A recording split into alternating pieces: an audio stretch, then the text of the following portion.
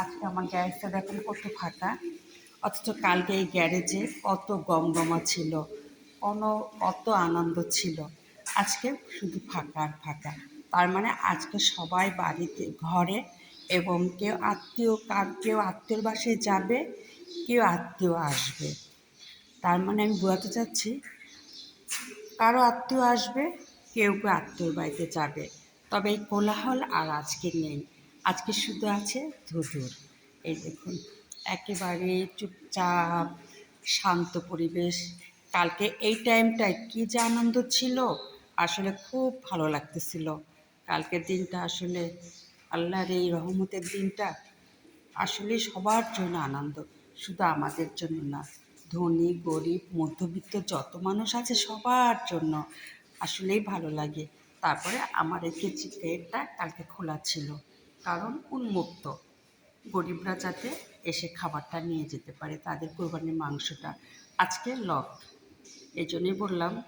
কবুতরের খাবার দিতে এসে হঠাৎ করে আমার স্মৃতিটা মনে পড়ে গেল কালকে এই টাইমে আমিও অনেক বিজি ছিলাম।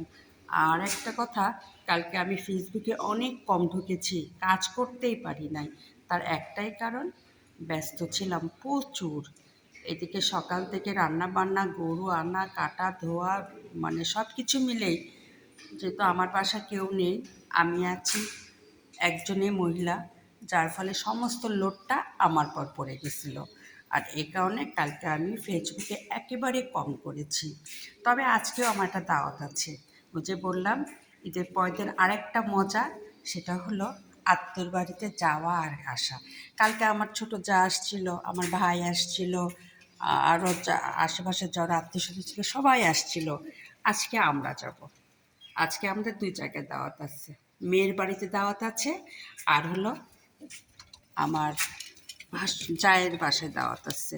ছোট ভাইয়ের বাসায়, বড় ভাইয়ের বাসায় দাওয়াত আছে, কিন্তু এতগুলা দাওয়াত আর রিসিভ করতে পারবো না।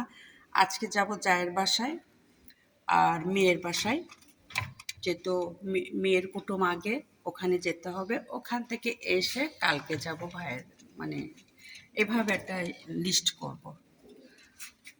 এই জন্য বললাম যে কালকের দিনটা খুব ভালো লাগলো।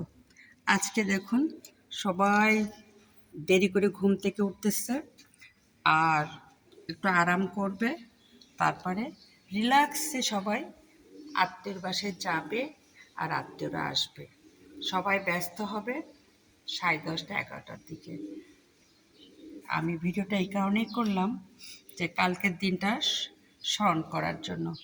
কালকে আমার এই গ্যারেজটা কত জমজমাট ছিল, বাচ্চাদের কোলাহল, এদিকে গরু কাটার কসাইদের কোলাহল, গরু কাটা আনন্দ, বিকালের 11টার সময় নাস্তা, সবার মুক্ত আলোচনা, আনন্দ, সব কিছু মিলে অনেক অনেক ভালো লাগছে।